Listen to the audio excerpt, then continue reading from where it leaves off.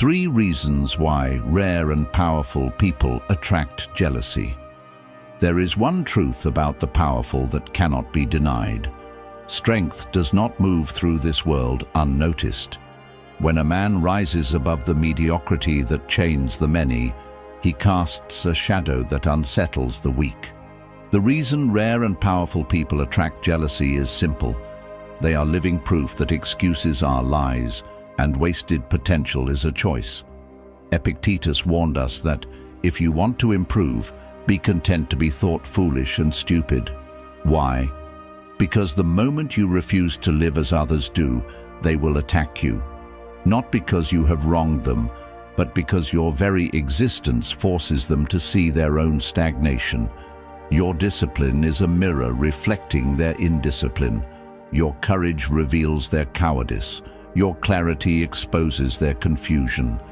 Seneca reminded us that no man is more unhappy than he who never faces adversity, for he is not permitted to prove himself.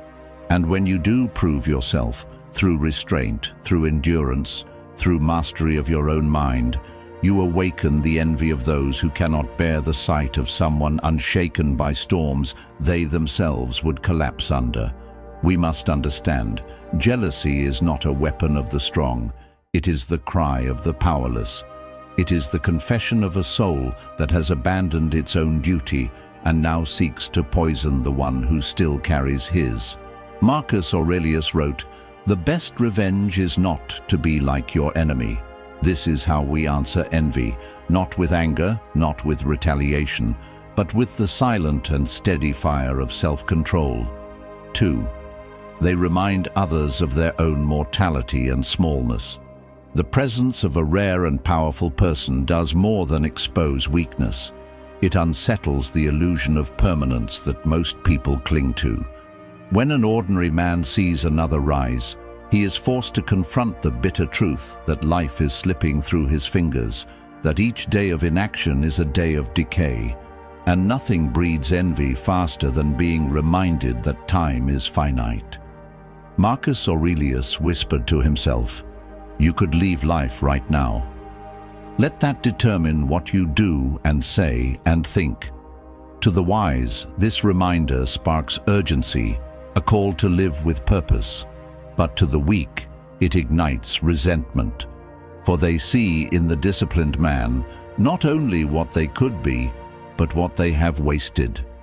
His existence is a countdown clock to their own mediocrity. Seneca once said, "It is not that we have a short time to live, but that we waste a lot of it." And the sight of someone who refuses to waste it is unbearable to those drowning in distractions and indulgence. The rare and powerful make time their ally, while the ordinary let it bleed away. This is why envy rises not from strangers alone, but often from those closest to us. Friends, family, companions. They see you climbing while they remain seated, and your ascent magnifies their stillness. Not because you harmed them, but because you became a reminder that their mortality is real, and their excuses cannot save them from it. Get exclusive content and deeper insights. Join our membership today. Link in the description. 3. They break the silent contract of mediocrity.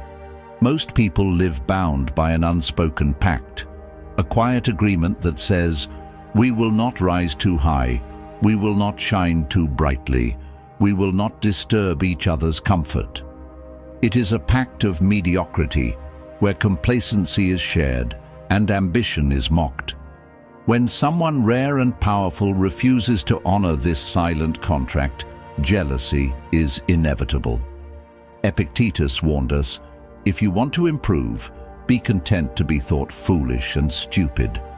For when you rise, you expose yourself to ridicule, not because you are wrong, but because you dare to walk where others are afraid to take the first step. By choosing excellence, you shatter the illusion that comfort is enough. Those who envy you are not angry at your existence. They are angry at what your existence demands of them. You remind them that their excuses are weak, that their distractions are poison, that their chains are self-forged. You awaken the part of them that whispers they could be more, but they suffocate it daily. And instead of rising with you, they choose to despise you. Seneca once wrote, "No man is more unhappy than he who never faces adversity, for he is not permitted to prove himself." The rare and powerful prove themselves by daring to live above the pact of mediocrity, and in doing so, they inevitably create resentment in those who lack the courage to tear up that contract and walk into the fire of growth. If this message spoke to you, stand with us, subscribe, join this journey, and let us walk the path of strength together.